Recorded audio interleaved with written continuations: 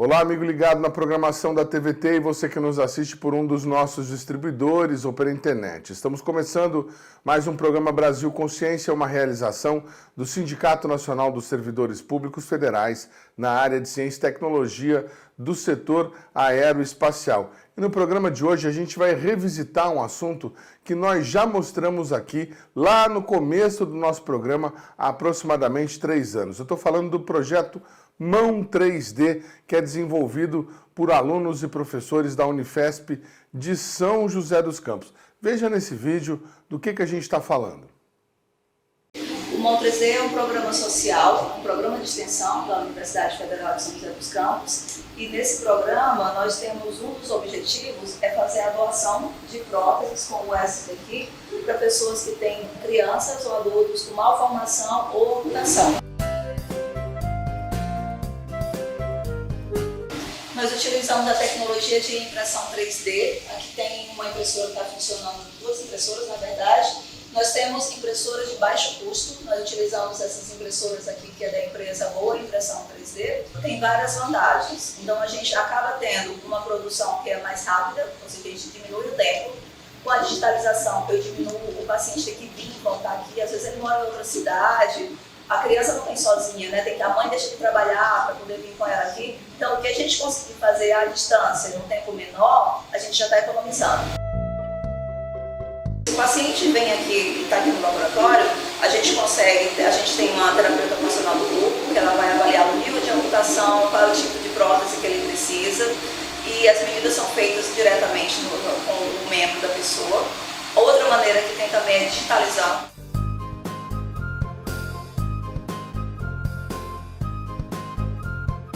Uma outra técnica que a gente usa também quando a criança está longe daqui. Por exemplo, nós fizemos utilizando técnicas de telemedicina, que é quando você tenta coletar os dados do paciente à distância, mesmo ele não estando presente.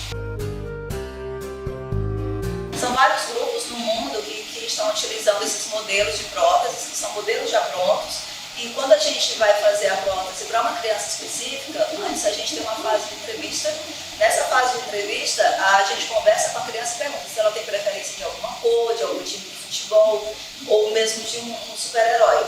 E a prótese, quando ela é personalizada com as cores que a criança gosta ou com o desenho que ela gosta, ela traz mais segurança para ela. Então motiva mais ela utilizar. Porque além dela ser uma mão que ela não tem, ela é um objeto tem um design bonito. A gente tem uma que a gente vai entregar ainda, que é a primeira que a gente faz para a menina. Então ela queria o desenho da boneca LOL. A gente nunca tinha feito esse desenho da boneca, mas ela gostou. Então essa daqui é uma prótese que a parte de cima já está pronta, está faltando só a parte de baixo. Na verdade está por aqui as peças que a gente vai montar. E baseado nessa, a gente já está fazendo uma segunda, que é essa daqui. Essa daqui é para uma garotinha daqui de São José dos Campos, essa é para uma de Manaus, que a gente vai fazer e vai entregar também. Essa aqui é para uma criança, por exemplo, que amputou os dedos. Ela tem só o corpo do pulso aqui. Ela não tem os dedos, digamos, precisa dessa parte. Esse corpo encaixa aqui e ela tem o movimento do pulso. Ela movimenta o pulso, a mão fecha. Tá? Então, mais ou menos aqui. Eu vou pegar essa peça, ela faz isso, movimenta o pulso e pega. Aí ela vai tomar uma coisa. Põe a mão aqui, propõe a mão fecha. Que é esse movimento aqui. Você pega. Esse daqui é o Gabriel. Ele teve uma. Aqui já é o finalzinho do vídeo. O Gabriel teve uma meningite quando ele tinha menos de 2 anos. Teve que amputar a parte dos braços e das pernas. Então as próteses de pernas ele já tinha recebido pela CD de São Paulo e ele procurou a gente para fazer as próteses de membro superior, uma de braço mesmo e a outra era uma prótese só de mão. Então ele tinha que utilizar 2 próteses com acionamento diferente, porque uma era acionada pelo cotovelo e outra era acionada pelo punho E como ele perdeu as mãos antes dos 2 anos de idade, a médica explicou para a gente que ele não tinha a noção do que era ter uma mão. Ele não desenvolveu essa parte da propriocepção. Então a gente falava, abre a mão, ele não sabia o que era abrir a mão, porque ele nunca teve uma mão praticamente a vida toda. Essas crianças, algumas continuam usando as próteses, outras deixaram de usar a prótese. Quando a gente faz uma prótese e doa para uma criança, às vezes é mais importante ela receber a prótese do que ela continuar usando a prótese. Porque as crianças, de modo geral, elas não recebem prótese de membro superior pelo SUS. O SUS não tem essa disponibilidade e espera que a criança fique grande. E às vezes a criança ela já está reabilitada, mas ela quer uma mão. Então a psicóloga do nosso grupo explicou para a gente que às vezes quando a gente dá uma mão para uma criança, que ela vê que ela não precisa daquela prótese, a gente resolveu um problema psicológico dela. A necessidade dela dizer, se eu tivesse dinheiro, eu teria uma mão. Se eu tivesse uma mão, eu seria mais feliz. Então, assim, ela fala, eu quero a mão assim, assim, assim. A gente coloca, ela usa, ela fala, tá legal, mas eu vi que eu não preciso. Esse eu vi que eu não preciso traz o benefício para a criança também. Muito bem, e o projeto Mão 3D se desenvolveu nesses últimos anos e cresceu ao ponto, inclusive, da professora Maria Elisete Kuhn, que está falando com a gente diretamente da Alemanha agora, onde ela está ministrando aulas sobre como fazer, sobre esse processo de como fazer as próteses, analisando aí os aspectos humanos, as humanidades de cada paciente. Bom dia, professora, bom dia aqui no Brasil, boa tarde aí na Alemanha.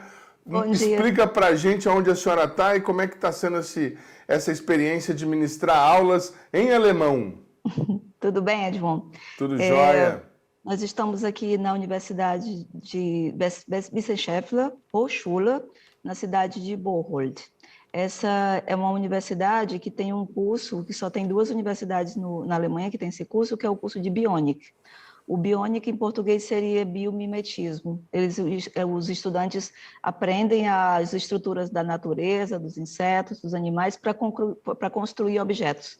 Então, para aplicar isso na engenharia.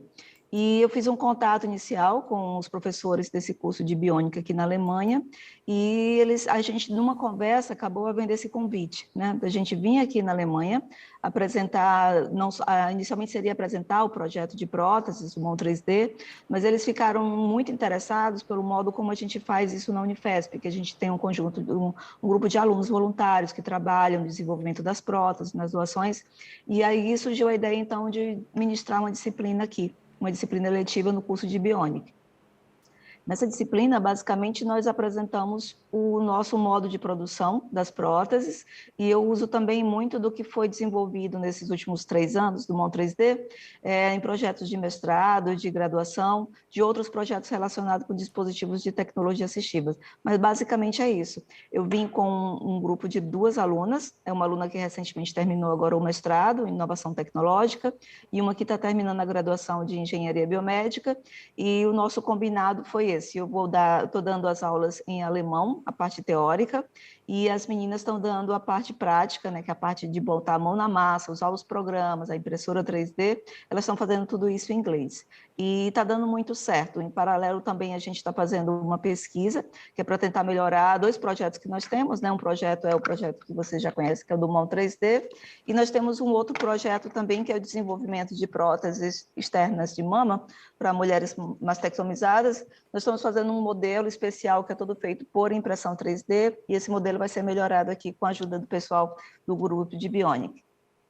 Muito bacana, inclusive saber que existe um curso para isso aí na Alemanha, eram 2 universidades, 2 instituições com esse curso. Desse período que nós estivemos na Unifesp em São José dos Campos conhecendo o projeto, inclusive essa mãozinha que a senhora mostrou aí com o tema do super-herói, estava lá com a gente naquela oportunidade. Para cá, o que vocês fizeram? Teve o começo da pandemia que vocês ajudaram fazendo máscaras para o pessoal da saúde, mas o trabalho de atendimento não parou, né? Nós trabalhamos durante 6 meses, né, fazendo os face shields, ajudamos muitos hospitais, fizemos um trabalho colaborativo com todo o Brasil, foram 150 mil face shields entregues, e alguns projetos... 150 mil? 150 mil em todo o Brasil. A gente conseguiu a ajuda de empresários, de empresas que fizeram por molde injetado. Então, assim, o nosso modelo rodou realmente o Brasil inteiro. A gente não tem ideia de quantas pessoas realmente foram ajudadas, mas esse é o valor, a quantidade que nós conseguimos entregar. Alguns projetos, eles ficaram paralisados durante a pandemia, especialmente os projetos que envolviam bebês, porque a gente não poderia entrar em contato com eles nos hospitais, e os projetos que envolviam pessoas imunossuprimidas, que são as mulheres em tratamento de câncer de mama. Mas nós continuamos desenvolvendo outros projetos, o projeto MON 3D, por exemplo, ele continua, nós voltamos a entregar uma prótese por mês, né? Nós tivemos que mudar os nossos protocolos para fazer todo o atendimento mais à distância do que a gente já fazia. Então, hoje a pessoa vem aqui em São José dos Campos, aqui não, lá, né? São José dos Campos, realmente só para pegar a prótese, para fazer o teste de uso e a reabilitação. A gente foi refinando esses protocolos, e esse protocolo de como fazer isso com uma boa qualidade e à distância foi o tema do mestrado da Tainara, que é uma das minhas alunas que está aqui. Ontem mesmo ela apresentou esse mestrado dela para a turma, que foi a primeira aula prática para começar a fazer as impressões. E nós temos outros projetos também de desenvolvimento. Esse projeto aqui é um projeto que acho que eu já tinha falado na outra apresentação, é uma órtese de membro superior. Esse projeto ele foi concluído, a gente vai começar a fazer a parte agora da validação dele com um grupo de pacientes. Fizemos só com um paciente, por conta das limitações da pandemia, e as outras limitações que nós tivemos, a gente está tentando superar, que é no sentido de conseguir voltar, né, às nossas atividades. Por exemplo, esse projeto aqui é o projeto de prótese de orelhas. A gente vai retomar esse projeto agora aqui também, com um grupo de pacientes mais específicos, e nós fomos tentando aproveitar também, Edmundo, esse período para escrever as publicações, né? Então, nós conseguimos publicar bastante artigos, capítulos de livro sobre os temas que nós trabalhamos. Vocês publicaram onde? Desculpa a curiosidade. E se a senhora puder falar o nome das alunas que estão acompanhando a senhora, para deixar registrado no ar, a gente mostra até a fotinha delas também. As alunas que estão trabalhando comigo aqui é a Blenda Baron, que é aluna de graduação do curso de Engenharia Biomédica, e a outra é a terapeuta ocupacional, Tainara Blenda, que terminou agora recentemente o mestrado de Inovação Tecnológica na Unifesp. Eu fiz a publicação no primeiro ano da pandemia de um livro reunindo as pesquisas dos docentes do mestrado profissional de inovação tecnológica. Esse livro está disponível no Amazon, no Kindle, está também disponível para quem tem assinatura do Kindle livre. Eu publiquei, então, um volume no primeiro ano da pandemia, o segundo volume no ano passado, e esse ano a gente ainda vai publicar também mais um volume. E aí tem os capítulos de livro, convidados de alguns livros, eu posso deixar uma relação depois, se você puder divulgar depois, eu agradeço. E também em revistas, tanto revistas nacionais como revistas internacionais. Por uma série de publicações, coisas que a gente estava tentando colocar no papel, e assim, para a gente estar aqui hoje, para fazer esse projeto com o pessoal aqui na Alemanha, isso foi um projeto que começou a ser planejado em setembro do ano passado. Então, foram meses, né, de planejamento para conseguir, primeiro, que a universidade me liberasse para passar esse período aqui de 3 meses, conseguir bolsa para as meninas, conseguir os recursos para viagem, conseguir acertar tudo aqui em relação à documentação para ficar, né, porque é um período longo de 3 meses, mas deu tudo certo. Então, assim, a gente está tendo um acolhimento muito bom aqui da universidade. Eles se interessaram muito pela essa questão do trabalho social que nós fazemos, que não é que a Alemanha não tem tecnologia para fazer esse tipo de prótese, eles têm para fazer melhores, mas os alunos não têm essa vivência de botar a mão na massa, de fazer um projeto que sabe que vai ser utilizado por alguém. Então, durante essa disciplina, eu passo a parte teórica, a Tainara e a Blenda passam a parte prática. Na parte prática, cada 2 alunos vai produzir uma prótese dessa, completa, montar tudo direitinho. E como o trabalho da disciplina, que vai ser para avaliar a nota, a aprovação deles, eu peguei um estudo de um caso complexo, que é um caso de uma garota do Brasil, de 4 anos, que nasceu com uma limitação muito grande de membro superior. Ela nasceu só com uma parte muito pequena dos 2 braços. Então, ela praticamente não tem os 2 braços. Para esse tipo de problema, no Brasil, nem no mundo, a gente não tem nenhuma solução. Então, eu passei esse caso dela como estudo de caso, e os alunos vão tentar desenvolver alguma solução para o caso dessa garota. A gente pegou já as imagens de radiografia dela, de raio-x, de scanner, já imprimimos o modelo dela na impressora 3D, então ela não está aqui, mas está o modelinho dela feito na impressora 3D em tamanho real. Que bom, tomara que os alunos aí na Alemanha consigam desenvolver alguma coisa, você já traz para o Brasil para Sim. atender essa paciente. Para quem não assistiu a nossa reportagem anterior, e se mostrou aí 2 vezes, já explica para a gente só sucintamente como é que funciona essa prótese aí da mãozinha, como é que uma pessoa que tem essa limitação, por exemplo, um membro cortado Existem ou alguns nasceu com essa modelos. deficiência. Existem alguns modelos na internet de prótese de membro superior disponibilizado por algumas fundações internacionais, principalmente a Fundação Enable dos Estados Unidos. Tem mais de 15 modelos lá, mas nós nos especializamos nesse modelo aqui, que a gente viu que era o modelo que atendia mais a demanda do Brasil. Esse modelo, ele atende uma criança ou um adulto que tem uma amputação parcial aqui de antebraço. A pessoa tem que ter pelo menos 1/3 do antebraço, porque a prótese vai ficar aqui e com o movimento do cotovelo, de fazer a extensão e a flexão, vão ser puxados fios aqui que vão abrir e fechar a mão. Então, com esse movimento do cotovelo, a mão abre e fecha. Então, ela é uma prótese muito leve, é uma prótese somente mecânica e de fácil uso. Então, encaixa aqui o coto da criança, quando ela movimentar, a mão vai abrir e fechar. Então, aqui nós temos elásticos nas mãos e fios, que são linhas de nylon de pesca, que ajuda a fazer esse movimento dos dedos. Muito bacana. E aí, no caso, como a senhora explicou daquela vez, esse motivo, por exemplo, é acho que é o Capitão América, se eu não me engano, é para criar uma certa, digamos, empatia da criança com o equipamento. Sim, isso foi algo que a gente concluiu, a gente queria fazer já há muito tempo um catálogo com os modelos de próteses, porque tem um modelo específico de prótese, o modelo é esse. Só que tem a combinação de cores que vai definir o que é essa prótese. É o Batman, é o Homem-Aranha, é de uma determinada princesa da Disney. A gente fez essa combinação, fez um catálogo digital, que está disponível também gratuito. A gente tem mais de 150 combinações de modelo. Então, por exemplo, esse daqui é o da Mulher Maravilha. Tem a Mulher Maravilha antiga, a nova, tem diferentes tons de azul, de vermelho, porque hoje nós temos uma colaboração muito boa com as empresas, e as empresas nos fornecem filamento. Então, quando a gente precisa de um filamento de uma coisa específica, alguma empresa vai mandar para a gente. Esse uso dos personagens nas próteses, ele tem um fator que é muito importante, que é o fator psicológico de aceitação do uso da prótese e de aceitação da criança ou do adulto na sociedade. Uma pessoa, quando ela não tem a prótese, ela pode ter uma vida totalmente tranquila, sem a prótese, mas a maioria das pessoas que vêm até nós relatam que as pessoas ficam olhando e que as pessoas olham com um olhar de pena. E é isso que eles não querem ter uma pessoa que olha com um olhar de pena.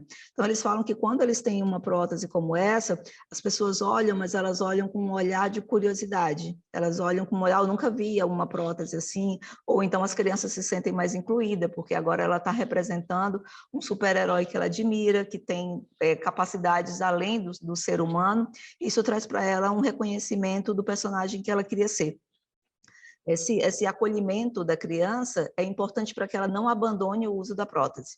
Então, ela vai fazer com que ela queira usar a prótese, sinta alegria em usar a prótese e tenha também prazer em sair na rua e mostrar a prótese. Então, essa foi uma das nossas publicações, eu tinha até esquecido de falar, foi esse catálogo com os modelos de prótese, porque antes a gente fazia uma da Mulher Maravilha, aí a próxima criança queria a Mulher Maravilha, a outra queria a Mulher Maravilha. A gente fala, mas tem várias cores, pode ser a cor do time de futebol, que você quiser, e aí a criança não sabia exatamente o que ela queria. Então, com o catálogo, a gente faz uma combinação e mostra para ela a sua prótese e vai ficar assim. Isso tudo à distância ainda, antes de ter o contato inicial com a criança. A gente faz online. A gente foi aperfeiçoando o protocolo que a gente usa desde o contato inicial, que é pela internet. A pessoa entra lá no nosso site, www.mão3d.com.br, preenche um formulário.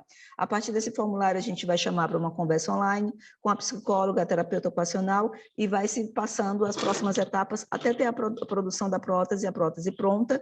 E lembrando que é uma doação, né? A pessoa só vai ter mesmo a despesa dela se deslocar para vir até São José dos Campos para fazer a reabilitação. Desde que vocês começaram esse trabalho, vocês já atenderam quantas crianças? Nós já entregamos mais de 30 próteses. Em 3 anos? 4 anos? Não, tem mais. Tem um período de 6 anos, mais ou menos, só que nós ficamos alguns anos aprendendo, errando, fazendo, não dava certo. Teve um caso de uma criança que precisava de 2 próteses, ficamos 6 meses só com essa criança, até a gente conseguir fazer a entrega. A partir de 2019, a gente começou a fazer um planejamento para fazer uma prótese por mês, não conseguimos continuar por conta da pandemia, mas agora a gente está tentando retomar as nossas atividades, né? Muito bacana. Quem está assistindo a gente agora, que é bom observador, viu aí atrás na árvore passando um pássaro grande, preto aí, a gente não sabe o que é. Tomara que não seja Temos nada... pássaros diferentes aqui mesmo. Tomara que não seja nada muito perigoso. Olha, muito obrigado, professora, mais uma vez, por a senhora ter atendido a gente. E sucesso aí na Alemanha, viu?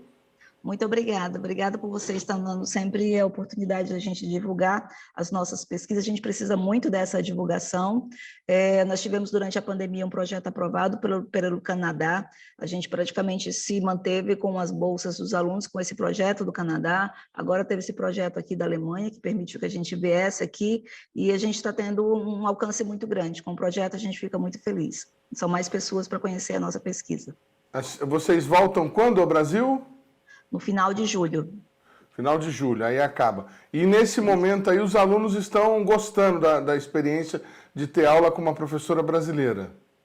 Eles estão adorando a experiência mesmo, porque só vai ter essa disciplina agora e a gente não sabe depois se vai ter de novo, né? Provavelmente não, mas os alunos estão correspondendo muito bem. Os alunos, eles são muito colaborativos, eles perguntam, eles são muito interessados. Assim, para mim foi um desafio por vários motivos, porque eu fiquei 2 anos em casa, dando aula só online pela internet, e a primeira vez que eu voltei a dar aula já foi aqui em alemão. Então, assim, tive que repensar várias coisas da própria maneira de dar aula, né? Que a gente fica muito desacostumado, trabalhando muito longe das pessoas, mas está sendo uma experiência muito boa. Tá certo, muito obrigado, sucesso aí para vocês. Bom regresso ao Brasil. Um abraço. Tchau. Programa Brasil Consciência vai para um rápido intervalo e a gente volta já já com muito mais informação sobre o projeto Mão 3D e a construção de próteses com manutenção com impressoras 3D, a chamada construção aditiva. Um instante só, não sai daí.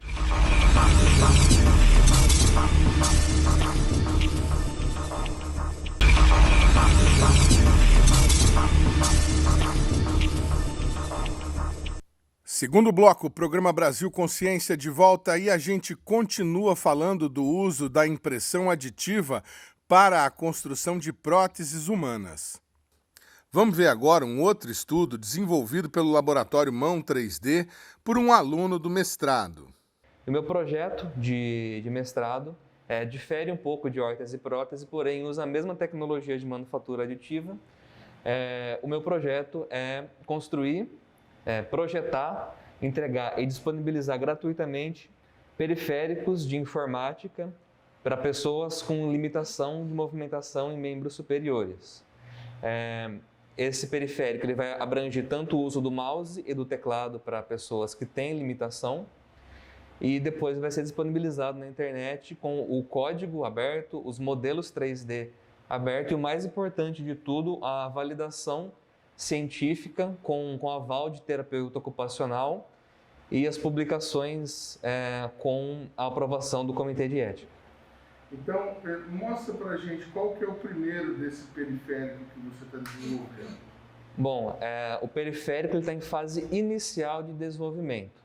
Há mais ou menos um mês, eu tive a aprovação do Comitê de Ética para trabalhar com voluntário, então não teve ainda um teste ativo com voluntário de forma oficial. Tá?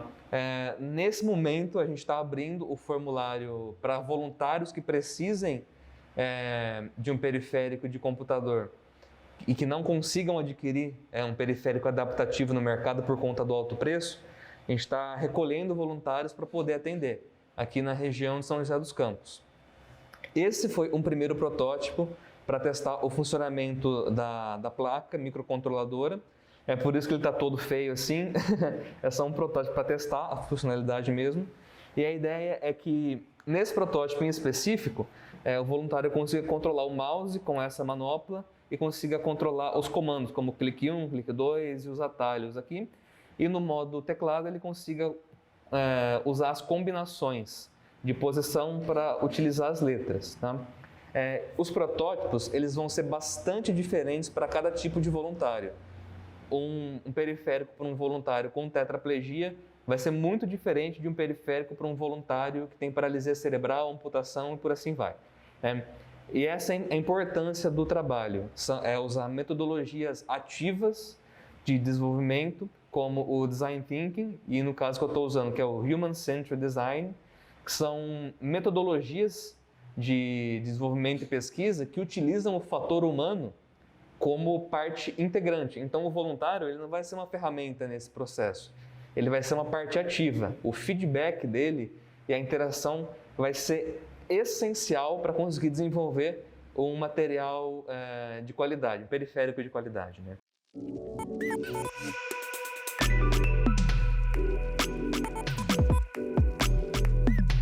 Quando você fala no custo do mercado hoje de periférico adaptativo, você está falando de quanto? Quanto custaria um periférico adaptativo nessa, digamos, nessa variante aí para atender a pessoa com essa deficiência que você projetou esse protótipo? Bom, é muito difícil a gente falar de níveis de utilização de periférico para níveis de deficiência. Cada nível de deficiência vai ter um periférico especializado. A pessoa que não tem nenhum movimento de membros superiores não vai conseguir usar esse periférico. Por exemplo, ela vai precisar de um periférico que utiliza tecnologias mais avançadas, como o eye tracking, né? O público-alvo desse periférico são pessoas com movimentos limitados em membros superiores, como autismo severo, sequelas de AVC, tetraplegia, lesão medular. No mercado, hoje em dia, tem algumas opções, porém, essas opções não apresentam possibilidade de adaptação, que é um dos diferenciais desse projeto. Como ele é feito por manufatura aditiva, e a prototipação por manufatura aditiva é uma coisa muito prática e muito rápida de se fazer, é muito mais fácil conseguir adaptar um periférico para um voluntário. No mercado hoje em dia não foi encontrado nenhum periférico que seja disponibilizado comercialmente, seja 100% adaptável a cada voluntário, e os que foram encontrados que oferecem algum tipo de ajuda sai em torno de 3 a 5 mil reais, que é um preço bastante alto. A ideia é doar esses periféricos ao fim da pesquisa, que está prevista para o final de 2024, para os voluntários que participarem, e no final da realização da pesquisa, disponibilizar todo o código-fonte, os modelos 3D, para todo mundo, em qualquer parte do mundo, poder fazer gratuitamente online. Esse especificamente que você está mostrando aí, Sim. Ele seria adaptado a que tipo de deficiência? Esse, atualmente, ele foi feito mais para teste da placa em si e das limitações da impressora. Porém, no momento, ele foi fabricado para testes de bancada. Quer dizer que só eu testei ele para ver como está funcionando. Para que ele seja projetado para um tipo de deficiência, é necessário ter todo um processo com um profissional da saúde, no caso, uma terapeuta ocupacional, para a gente conseguir conversar com o voluntário, recolher os requisitos, fazer as medidas biométricas do voluntário, porque todo esse processo não é feito de uma hora para outra. É um processo de produto em saúde, então tem que ter todo um controle, porque a gente está lidando com vidas de seres humanos aqui, né? E isso é um assunto que não se pode brincar. Então, um processo extremamente cuidadoso, e por isso que tem que ter todo essa metodologia com aprovações e um cuidado usando metodologias de saúde. Que coisa interessante. Então quer dizer que é quase como uma luva. Primeiro você vai descobrir o paciente, qual a limitação que ele tem, como que se encaixaria melhor para ele, e a partir de então você faria as adaptações físicas e de software para ele poder funcionar. Esse aí, seu protótipo está funcionando como? Como que seria o funcionamento do mouse? Bom, esse protótipo, para testar a funcionalidade da placa, ele está funcionando a partir de um módulo de joystick que fica aqui dentro. Ele movimenta esse eixo aqui. Nesse eixo eu coloco um círculo de um material flexível, impressão 3D, que é o poliuretano termoplástico. Ele serve para traduzir o movimento axial, né, que é baseado em um eixo, para um movimento linear, que é esse movimento que vai estar deslizando na tampa do protótipo. Tá? Como ele é flexível, ele vai conseguir traduzir esse movimento. Nesse protótipo agora, isso aqui está funcionando como um mouse. Então, um voluntário, quando quer colocar o mouse para cima, vai para cima, para o lado, vai para o lado, e aqui funciona como o clique 1 e o clique 2. Isso é muito importante porque os voluntários que têm limitação em membros superiores não conseguem fazer, por muitas vezes, movimentos finos. No nosso corpo, a gente tem grupos musculares grandes e pequenos. Quando uma limitação acontece, né, no corpo humano, grupos musculares pequenos, eles são mais afetados. Por exemplo, o movimento do punho e o movimento dos dedos.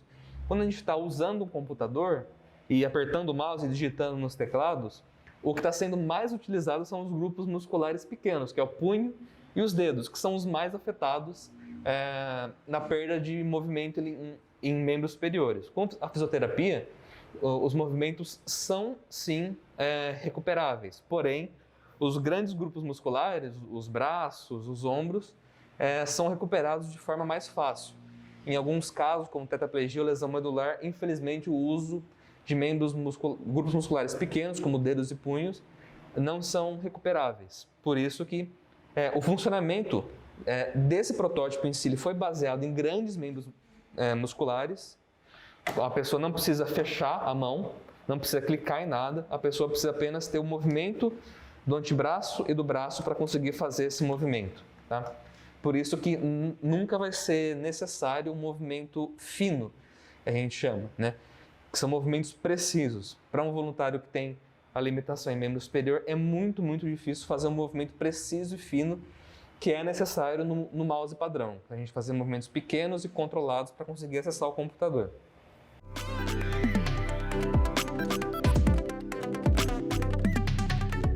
Hoje, agora você conseguiu a aprovação do Comitê de Ética para você fazer a seleção de pacientes. exatamente. Quando que essa seleção deve ser concluída e qual que é a expectativa do início dos testes? Como é que funciona isso?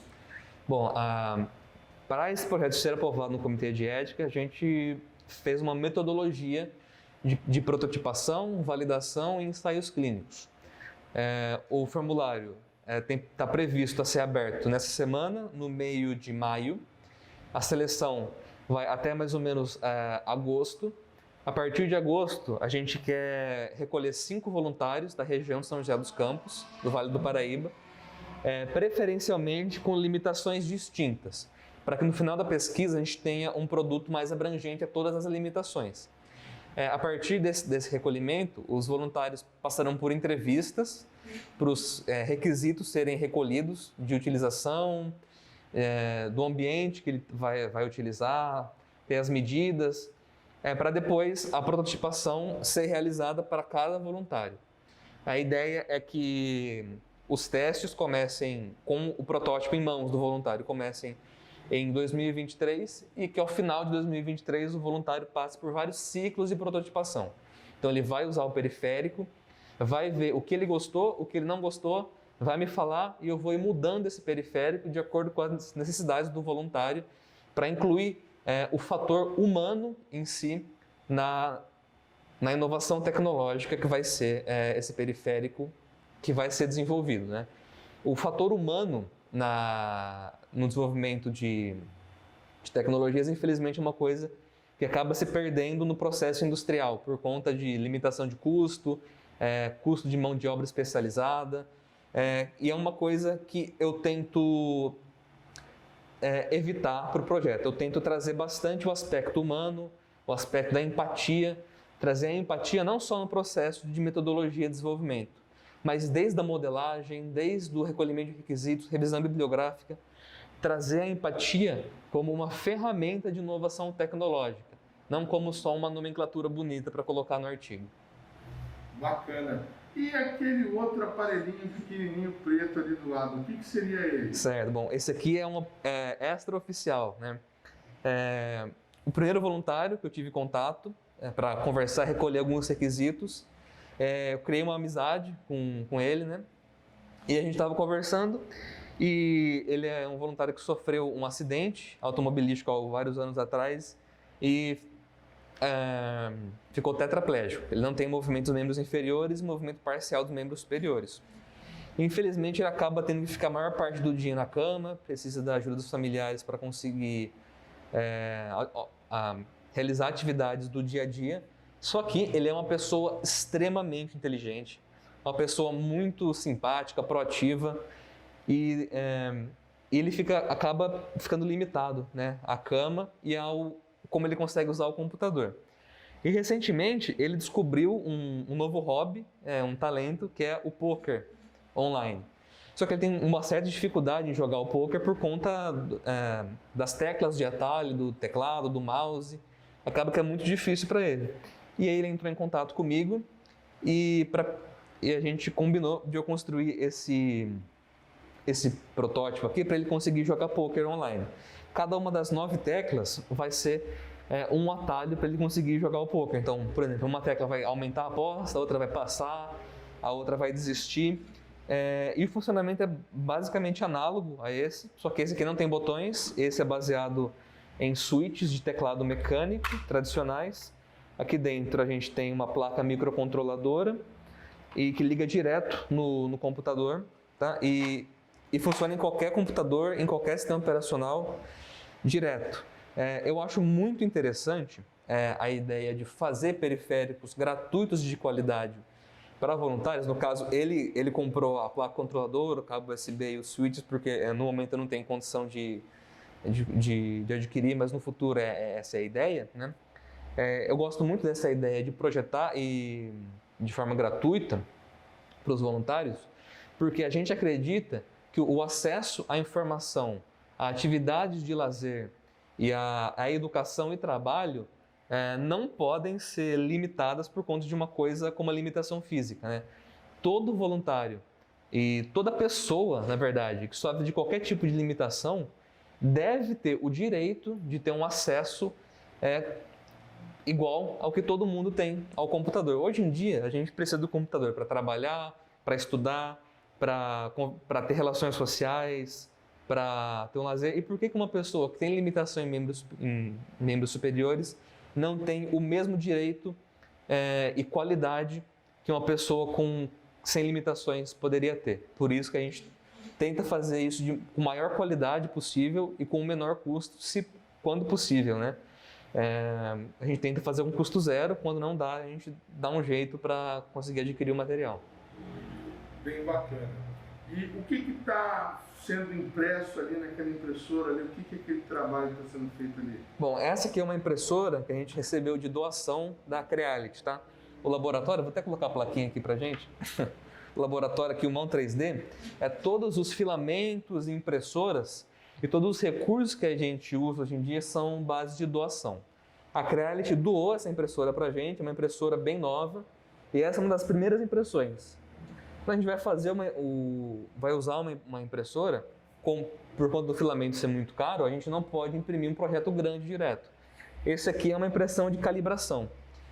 Na calibração eu vou conseguir ver se tem algum defeito que eu posso estar alterando nas configurações de impressão, como empenamento, a adesão à mesa, a altura da camada. É para garantir a qualidade na impressão, para que no final não dê errado, a gente acaba perdendo material. Então é só uma impressão de calibração.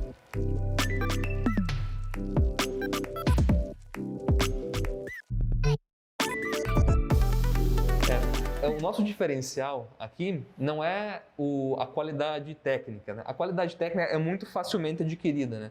Tem muito material disponível, muitos bons engenheiros disponíveis, né? O nosso diferencial que destaca tanto a gente assim, a ser reconhecido internacionalmente, é a qualidade do processo de produção que envolve a empatia. A gente tenta fazer um processo que a participação humana do voluntário é muito ativa, que tem um processo de reabilitação com terapia ocupacional muito bem feito e, claro, sem desprezar a qualidade técnica. Então, a gente tem um time técnico bastante competente e um time de terapia ocupacional e de psicologia também ativos no projeto para garantir que não só o que seja feito seja de boa qualidade, mas que o que seja feito seja bem utilizado pelo voluntário. Esse projeto surgiu durante a graduação, durante um trabalho de uma disciplina, que virou o trabalho de conclusão de curso e agora está virando o meu projeto de pesquisa na área de inovação tecnológica. Um dos meus objetivos ao longo da minha trajetória é, claro, entregar um produto de qualidade e gratuito. Esse é o principal diferencial, gratuito para as pessoas que precisam, e no futuro seguir na área da pesquisa em tecnologia assistiva, quem sabe conseguir alguma oportunidade de doutorado, né? E quem sabe durante a realização do mestrado conseguir alguma parceria com alguma empresa. Porque no momento todo o material que eu estou usando para fazer os protótipos, estou tendo que arranjar de fontes diversas, porque eu não tenho bolsa no mestrado.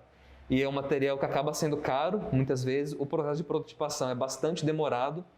Atualmente eu trabalho, então acaba não sobrando um tempo muito extenso para eu poder fazer prototipação. Por exemplo, esse periférico, ele demorou mais de 36 horas para ser impresso. A impressão, fora o tempo de modelagem, de programação, demanda bastante dedicação. Então, muito meu tempo pessoal estou dedicando para o mestrado. E só que o que mais me motiva não é saber que isso vai estar me ajudando na carreira acadêmica, na carreira profissional. É saber que todo o trabalho que eu estou fazendo com qualidade, todo o tempo pessoal que eu estou dedicando para isso, não está sendo jogado fora. Que no futuro pessoas vão ter acesso a um trabalho de qualidade que vai ser útil, na verdade, para o seu cotidiano, no seu dia a dia.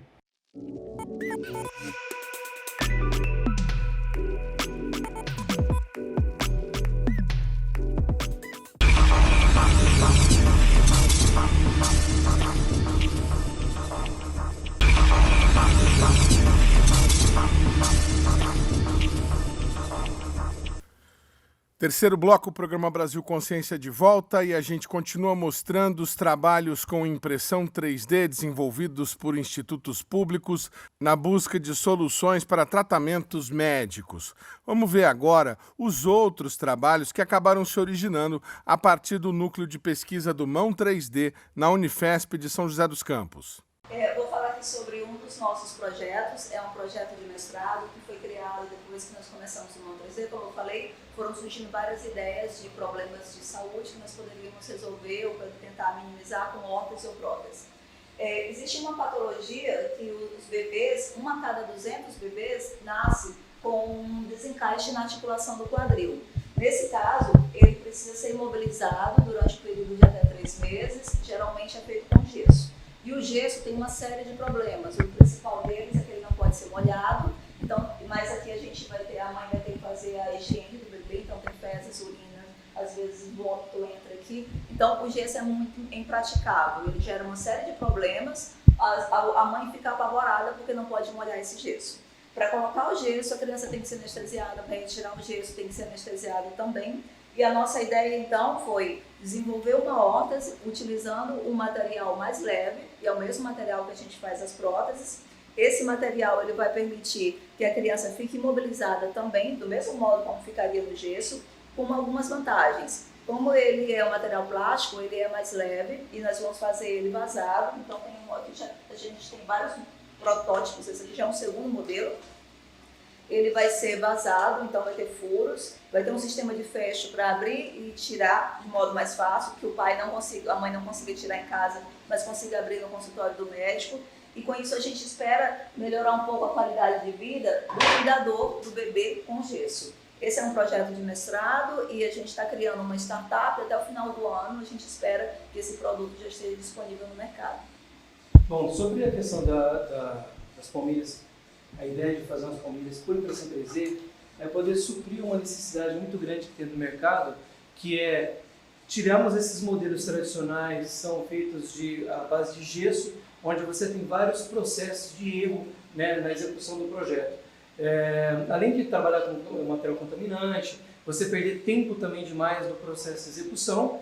Nós temos um outro processo também ruim, é que o material que é feito dessas palmilhas, normalmente são palmilhas feitas por um bloco de um único material chamado EVA. Isso é ruim porque impede de você aplicar as leis da biomecânica sobre essas teorias. Porque é um processo muito rústico, rudimentar, antigo, e a ideia é suprir essa necessidade. Outra questão que a gente tinha com relação aos meios tradicionais é que quando nós temos um paciente com uma deformidade parcial do pé ou uma amputação parcial do pé, nós não conseguimos com gesso ter uma precisão tão perfeita e, consequentemente, não consegue chegar no resultado final desejado. Então, nós temos lá um pé com deformidades, nós conseguimos escanear esse pé. Com base nesse scan, então, a gente consegue criar um arquivo virtual e desse arquivo virtual a gente começa a trabalhar, então, a confecção das órteses. Esse processo ainda está em evolução, porque nós precisamos, para que a gente tenha um produto realmente eficaz, embutir dentro dessas órteses as teorias da biomecânica, para que a gente consiga ter alguma coisa eficaz, funcional e ao mesmo tempo tecnológico. O final de tudo isso é conseguir um projeto onde nós, de uma maneira muito simples, eliminamos todo o processo de gesso, escaneamos um pé, temos a precisão desse pé independente da deformidade, geramos um arquivo virtual, fazemos a arte necessária e o mesmo processo. Então, podemos imprimir essa palmilha. E em relação às pessoas que trabalham na equipe, como o programa ele é um programa social, praticamente todo mundo que trabalha na equipe é voluntário. Então, nós temos vários profissionais que atuam na equipe como voluntários, cada um colaborando dentro da sua necessidade. E uma das contrapartidas dessas pessoas é que elas fazem também ou graduação ou fazem pós-graduação na universidade. Então, assim, eu acho que quando o aluno vem para a universidade fazer um curso de graduação na Universidade Federal que é pública, ele pode retornar para a sociedade um pouco isso do que ele está recebendo. Em algum momento ele vai estar formado, ele teve um diploma e ele não pagou diretamente por isso. A universidade é paga com os impostos da sociedade. Então, vir trabalhar no projeto como voluntário, doar o seu serviço, doar o seu tempo, a sua hora, é um retorno para a sociedade. E, por outro lado, eles aprendem também porque eles conseguem, já na graduação, ver a prática funcionando. Então, a gente já consegue ver conceitos que eles utilizam na sala de aula sendo aplicado e tendo um fim social. Outro instituto que nós já mostramos aqui nesse programa, que trabalha com a manufatura aditiva para soluções médicas, é o CTI Renato Acha, de Campinas. Veja um pouco daquilo que eles fazem.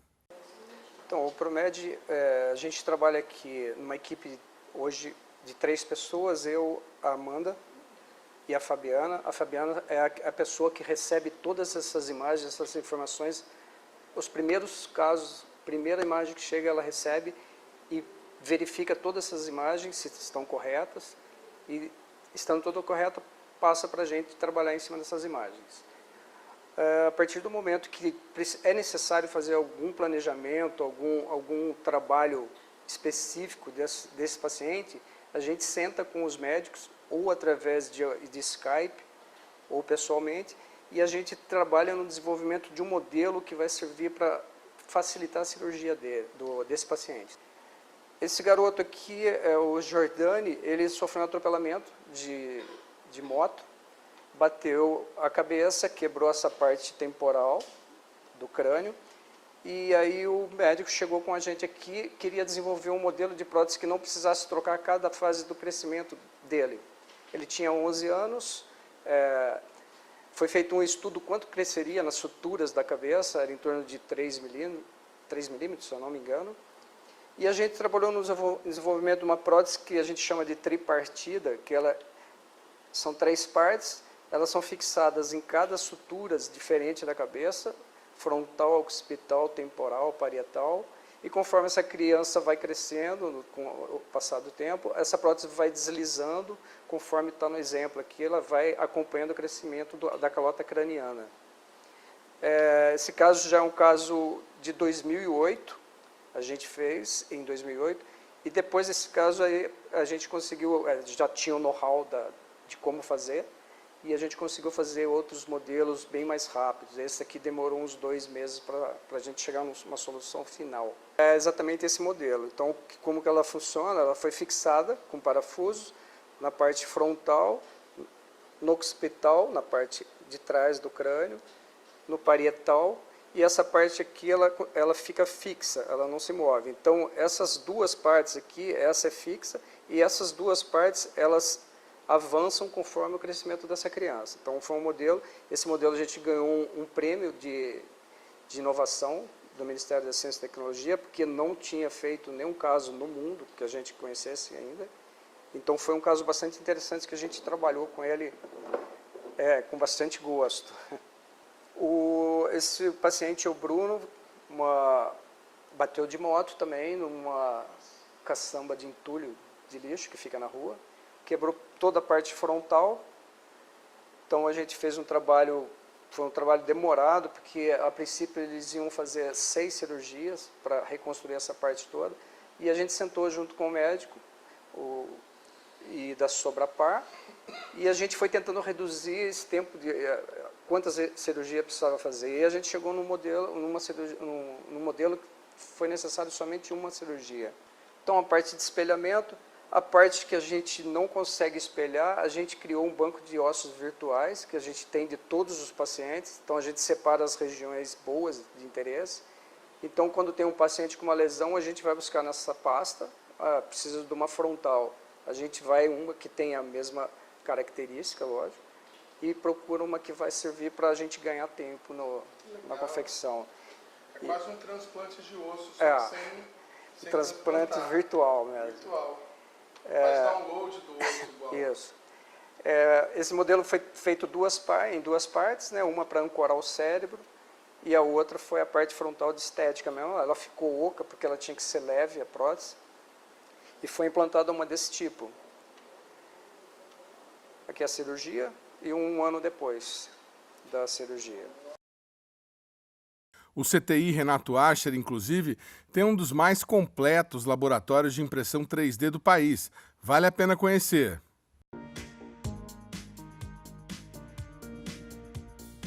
Então, aqui nós estamos no laboratório de processo de manufatura aditiva, que hoje integra o núcleo de tecnologias tridimensionais do CTI Renato Ascher.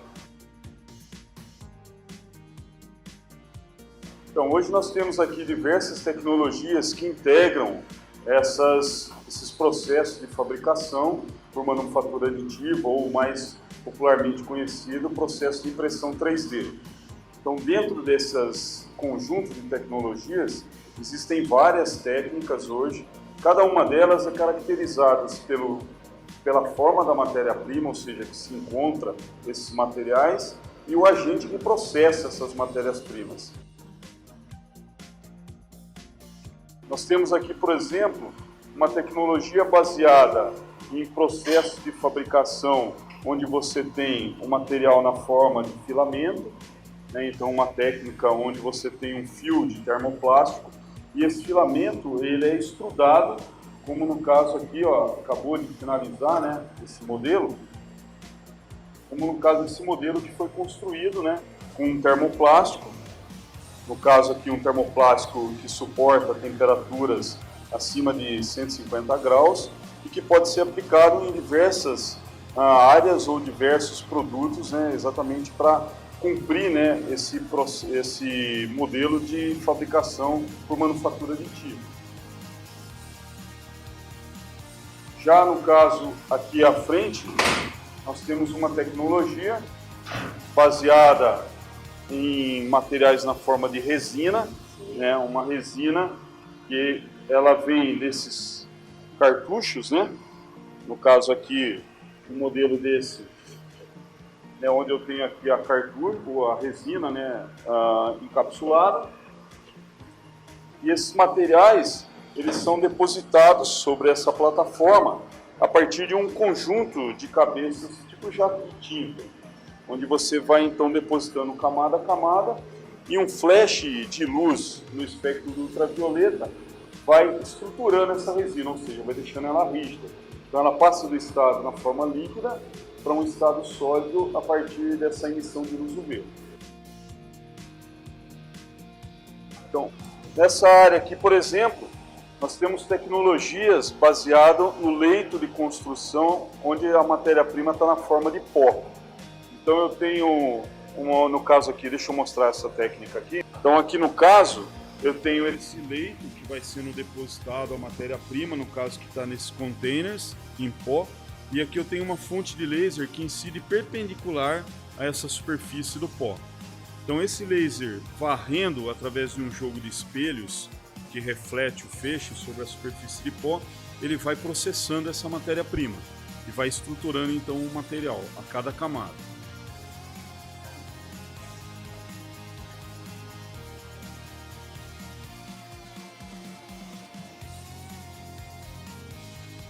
Que trabalha com materiais metálicos. Então aqui eu posso ter o material na forma de pó também, né? Só que é um material que você pode ter ligas de aço, titânio, cromo cobalto, são materiais de alta performance que você pode aplicar em soluções de engenharia já para uma manufatura direta. E você então processa esse material, no caso aqui, em vez de ser um laser, é um feixe de elétrons, que você também é um processo térmico, só que você precisa de alta energia para trabalhar com a fusão desses materiais metálicos. Então essa é uma tecnologia hoje considerada top, né, a fronteira, né, dessa área de manufatura aditiva ou impressão 3D, porque você trabalha com materiais de alta performance e materiais de engenharia. Então isso é aplicado hoje em várias áreas do conhecimento e o foco maior nosso aqui é essa área de saúde, trabalhando com modelos para planejamento cirúrgico ou desenvolvimento de próteses, né, personalizadas. Então você tem aqui um dispositivo que pode ser hoje implantado diretamente, por se tratar de um material biocompatível, né, um material que tem essa característica para ser implantado direto. E no Brasil hoje, isso ainda, dentro dessa concepção de uso dessas tecnologias, não é homologado pela Anvisa, mas que a gente busca essa homologação através desses estudos de casos em pesquisa que a gente vem trabalhando aqui no CTI. Então, esse daqui, na verdade, é um modelo subtraído do meu perfil 3D do rosto, através de uma digitalização, e depois impresso, né, numa impressora 3D colorida. Isso é uma aplicação na área de medicina forense ou reconhecimento facial.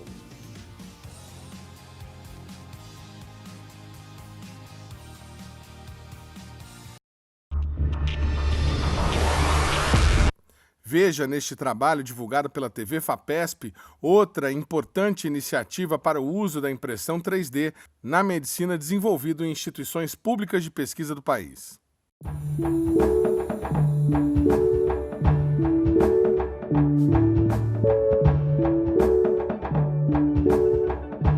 Existe uma carência enorme de órgãos para transplante. Cada vez você tem mais gente na fila de transplantes, né? E então a gente começou a pensar de fazer técnicas que a gente chama de bioengenharia. O que tem de inovador é que a partir de células humanas, células de sangue, você consegue reprogramar essas células para no laboratório elas se diferenciarem em qualquer tipo de célula. A ideia foi então a partir daí fazer células hepáticas, células de fígado. Então o que está sendo feito agora são o que a gente chama de organoides, que são como se fossem umas esferazinhas, mas que têm células hepáticas, e o que a gente quer é ver agora cada vez mais a função delas como células hepáticas, né? Explicar um pouquinho para vocês melhor, aquele molde que a professora Maiana comentou, na verdade é essa formulação aqui que nós chamamos de biotinta. Essa biotinta, na verdade, é um hidrogel, é uma composição aí basicamente de água com alguns polímeros que são biológicos. As células elas estariam dispersas dentro dessa estrutura. E como ela tem uma viscosidade, uma consistência bem parecida com gel de cabelo, a gente consegue depositar camadas por camadas dessa formulação e então conseguir construir uma estrutura volumétrica, que é o que a gente vai fazer aqui agora. A primeira etapa é a calibração do equipamento. Então, primeiro eu conecto aqui, agora eu vou calibrar a altura da primeira camada de impressão. Bom, aí agora a gente vai começar a imprimir. E no final do processo a gente vai obter uma estrutura como essa. A impressão é rápida, ela em si demora alguns minutos, mas depois entra a etapa de maturação. A etapa de maturação ela demora 18 dias. Aí somando todo o tempo que a gente teve com a cultura celular até ter as células, mais os 18 dias, isso dá em torno de 90 dias. No futuro, o que eu imagino? Quer dizer, uma pessoa está com um fígado que não está funcionando, em vez de esperar um transplante de um cadáver que seja compatível, né? Você poderia, em um futuro, espero que seja um futuro próximo, eu pegar a célula da pessoa, né? Reprogramar para virar células hepáticas, no caso, colocar num molde, né? E o molde pode ser tanto com uma impressora 3D, como poderia ser um molde de um próprio fígado. Você tira todas as células daquele fígado e fica só a estrutura, só um molde. E aí você reconstrói com as células da pessoa. E aí não seria rejeitado, porque são células da própria pessoa. Então você poderia reimplantar sem que seja rejeitado.